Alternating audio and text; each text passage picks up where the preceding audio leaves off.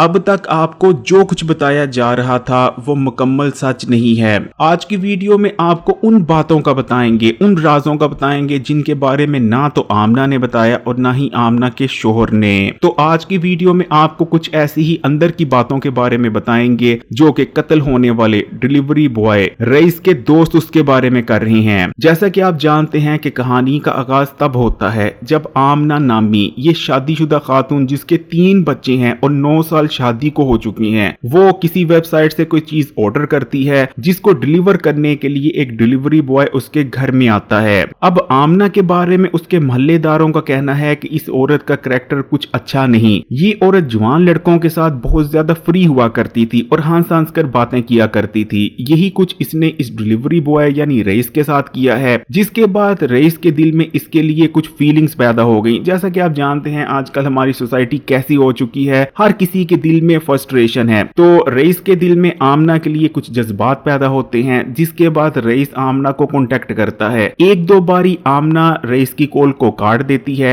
लेकिन फिर आमना, जैसे कि मैंने आपको बताया कि उसके मोहल्लेदार कहते हैं कि इस औरत का करैक्टर कुछ इतना अच्छा नहीं, तो आमना भी रईस के साथ बातचीत शुरू कर देती है और जिसके बाद एक अफेयर शुरू होता है। जैसे ही आमना का शोहर और आमना का ससुर घर से निकल जाता है तो अक्सर रईस आता है और सीधा सीढ़ियां चढ़कर आमना के बेडरूम में चला जाता है। कमरे को लग जाती है कुंडी और अंदर क्या कुछ होता है मुझे बताने की जरूरत नहीं, आप खुद समझदार हैं। जाहिर बात है अंदर क्या होता होगा। कुछ दिन तक तो आमना और डिलीवरी बॉय रईस बहुत ज्यादा इंजॉय कर रहे होते हैं, लेकिन कुछ दिन बाद ही रईस की जानिब से आमना से कुछ गैर फितरी मुतालबात किए जाने लगते हैं, जिसके लिए आमना शुरू में तैयार नहीं होती, लेकिन किसी तरह से रईस आमना को उन गैर फितरी मुतालबात के मुतल्लिक मनवा लेता है और आमना के साथ वो गैर फितरी हरकतें करने लगता है। समझ रहे होंगे कि मैं किन गैर फितरी हरकतों की बात कर रहा हूँ। आमना रईस के गैर फितरी मुतालबात को पूरी कर रही थी, तब तक भी सब कुछ ठीक जा रहा था, लेकिन असल मसला तब आता है जब रईस आमना को कहता है कि मेरे 2 दोस्त हैं, उन्हें भी